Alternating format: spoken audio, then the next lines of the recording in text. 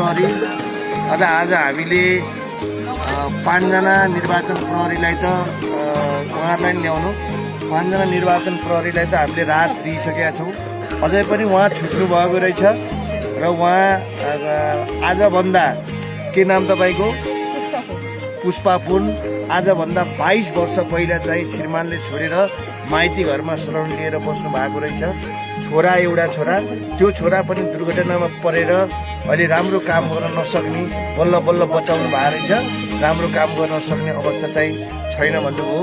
पहिले श्रीमानले आज 20-22 वर्षदेखि बसिरहेको अवस्था र त्यही माइतीमा पनि अब त बस्न पाउनुहोस् भन्छन् अरे अरू दिदीबहिनीहरूले। धेरै दुःखको अवस्था, त्यही दुःखलाई टार्न र हातमुख जोड्नको लागि निर्वाचन प्रहरीमा चाहिँ घुमिनु भएको रहेछ। आजभन्दा 22 वर्ष पहिला इन्डियामा त 6,000 रुपियाँ लिएर श्रीमानलाई इन्डिया पठाउनु भएको। श्रीमान त्यहाँबाट अत्तो पत्तो बाँचेको मरेको केही पनि थाहा छैन र उहाँले सङ्घर्ष गरेर छोरा पाल्नुभयो। त्यही छोरा पनि दुर्घटना भएको हो। अब जिन्दगी कसरी जिउने, मेरो मरेपछि पनि मेरो क्रिया कसले गर्छ, कसले गरिदिन्छ, मेरो संसारमा कोही पनि रहन्छ, भगवान पनि मेरो शत्रु बनेर आइदिनु भयो। म त जहिलेसुकै दैवले पनि मलाई प्रहार गर्यो सधैँभरि भनेर बिचरा उहाँ सधैँ दुःख व्यक्त गर्नुहुन्छ। आज मैले भन्नै सकिनँ सर, अब आज चाहिँ मैले यो कुरा नभने भएन। अब हामी निर्वाचनमा खटेर जाँदैछौँ भनेर उहाँले हामीलाई पोख्नुभयो र म मरिसकेपछि पनि मलाई एउटा सानो टाइप टुक्रो गाउँमा सानो टुक्रो चाहिँ मलाई क्रिया गरेर चाहिँ टुक्रो भइदियो भने पनि एउटा चाहिँ मन चाहिँ शान्त हुन्थ्यो होला। त्यहाँ अहिले चाहिँ त्यो माइतीमा पनि अरू दिदीबहिनीहरूले अब यो त निक्लेर जा भन्नुहुन्छ। र त्यो व्यवस्थापन त हामी गरौँला, चिन्ता नगर्नुहोस्। जसरी चाहिँ हाम्रो सहयोगी हातहरूले धेरै मान्छेहरूलाई सहयोग गर्नुभयो, उहाँलाई पनि सहयोग गर्नुहुनेछ।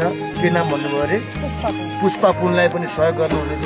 यस्तै दुखी गरिबहरूको चाहिँ सङ्गालो बन्यो अहिले चाहिँ सल्यान जिल्लाको निर्वाचन प्रहरी। दुखी गरिबहरूको चाहिँ एउटा चाहिँ ग्यादरिङ हुने अवसर पनि भयो र दुःख बेसाउने थलो त जिल्ला प्रहरी कार्यालय छँदैछ। जिल्ला प्रहरी कार्यालयमा आफ्ना दुःख व्यथाहरू चाहिँ पोख्न पाइयो भने भोलि चाहिँ आफूलाई साथ सपोर्ट हुन्छ भन्ने कुराकोमा धेरै मानिसहरूलाई जनविश्वास पनि बढिराखेको छ। र तपाईँलाई पनि हामी सक्दो चाहिँ यो चाहिँ हाम्रा चाहिँ जुन भगवान रूपी चाहिँ सहयोगी दाताहरू हुन् उहाँहरूले सहयोग गरिदिनु हुनेछ भन्ने आश लिएका छौँ। हाम्रो तर्फबाट पनि हामी जिल्ला प्रहरीको तर्फबाट पनि कति सक्छौँ उहाँलाई सहयोग गर्ने नै छौँ। यो कमिटमेन्ट पनि गरेँ र आज मात्रै चाहिँ हामीले उहाँको यो दुःखको चाहिँ यो बिचरा उहाँ एउटा महिला एकल महिलाको चाहिँ यो दुःख देख्दाखेरि चाहिँ हामी भाव विह्वल पनि भयौँ। बिचरा जिन्दगी सङ्घर्ष नै हो, जीवन जिउनु नै पर्ने हुन्छ। यसरी चाहिँ आफ्नो जीविकोपार्जन आज कति वर्ष हुनुभयो? 46 वर्षमा चाहिँ निर्वाचन प्रहरीमा हुनुभएको छ। सम्पूर्ण आदरणीय महानुभावहरूलाई उहाँहरूप्रति पनि सहानुभूति प्रकट गरिदिनु होला, उहाँहरूलाई साथ सपोर्ट गरिदिनु होला भन्ने म अनुरोध गर्न चाहन्छु। त्यति मात्रै होइन, प्लिज यो चाहिँ हाम्रो जुन फेसबुक पेजहरूमा हामीले राख्छौँ, तपाईँले सक्नुहुन्न भने बढीभन्दा बढी सेयर गरिदिनु होला। त्यो सहयोग निरन्तरता दिनेछौँ र यहाँहरूले चाहिँ उहाँको हाम्रो नम्बर पनि राखिदिन्छौँ। सबै नम्बरमा उहाँ कन्ट्याक्ट गरेर तपाईँले आफै डाइरेक्टली उहाँलाई साथ सपोर्ट गर्नु हुनेछ भन्ने कुरा मैले व्यक्त गर्दै यहाँहरूको यो साथ सपोर्टको सहयोगको चाहिँ अपेक्षा गर्दछु। धन्यवाद।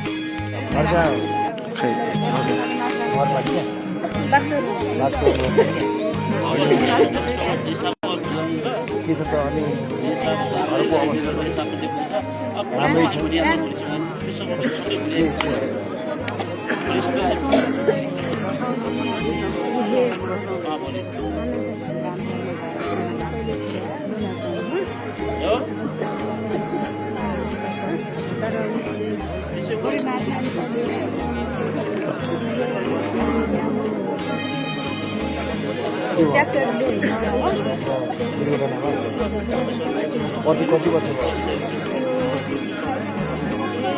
22 वर्ष नि? 22 वर्ष भयो। श्रीमान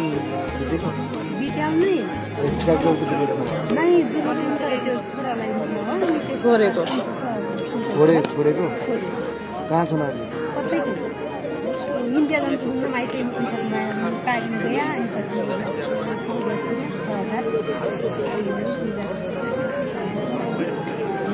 खास के भएर ल्याउँछ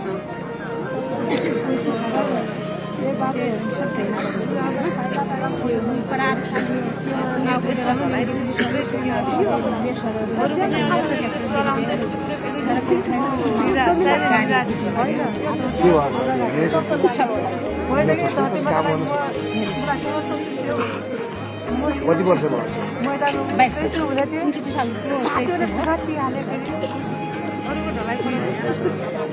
शिफाले छोडेको 22 वर्षमा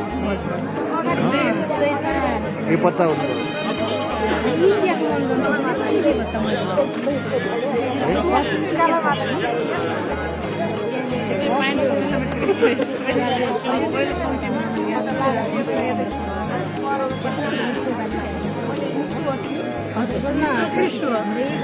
अहिले कहाँ बस्छ माइतीमा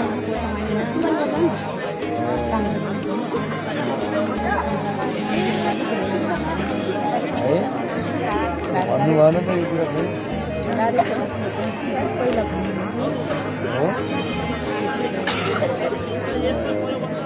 माइतीमा शरण लिएर बसेको हो र श्रीमानले छोडेको अहिले 22 वर्ष भयो भनेपछि घरमा कमाउने पनि कोही छैन छोरा पनि एक्सिडेन्ट भयो होइन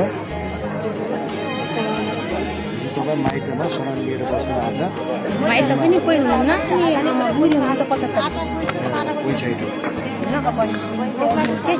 दिमागको असर आधा दिमाग खाने खबरा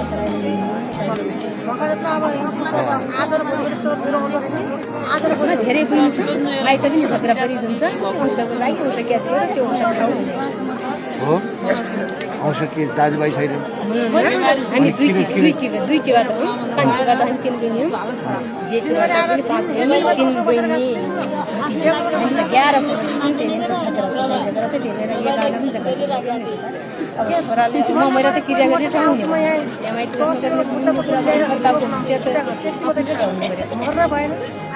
अनि माइतीले तपाईँलाई अब कहिले लगा गरिब छ भन्दैन त्यो छैन कहाँ महिला हामीले खानुपर्छ भन्छन् हजुर सबको घाने त्यहाँ त उठिसकेको छ झगडा भइरहन्छ पेसेन्ट टालेबाट झगडा गरिदियो सोह्र वर्षको भयो माइ घर पनि गयो जन्म दर्ता गराएँ माइतीबाट गएन घुम्टो गालीसम्म भनेपछि नाग्जी त ससुराले गराइदिनु भ्या हो नाग्जी त बिहा दर्ता पनि छैन नभएन राष्ट्रिय प्रतिवर्तन नभएन त यसो अलिक बुझ्नु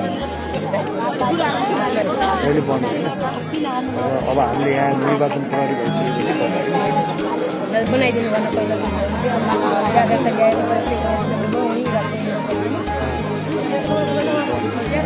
निर्वाचन प्रहरी भएर त्यो फाइदा भयो